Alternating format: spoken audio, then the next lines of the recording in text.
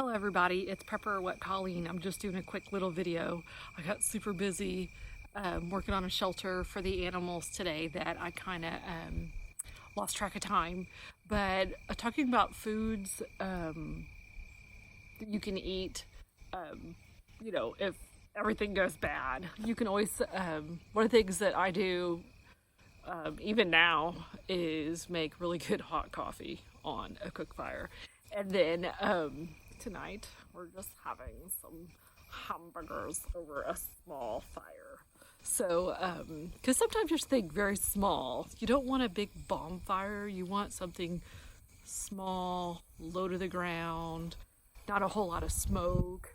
Let's see, there you go. But, just heat. You just need some heat. And, because if you have a really big fire, you're going to let everybody know that you have a fire, and they're going to be like, hey, let's go check that out. So anyway, in my opinion, you just need to have a little small cook fire. And, hamburgers are easy. You just get some cow and squish it all up and cook it. Because, we all love our meat, our protein, our lamb and chickens and beef. And which, by the way, I can't wait to start getting some lamb meat and seeing what I can do with that.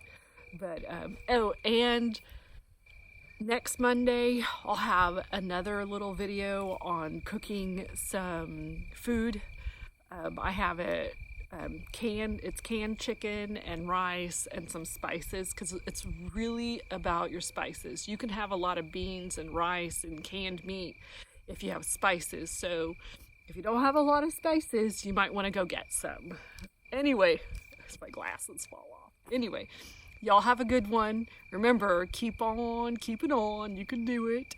And today was just glorious outside.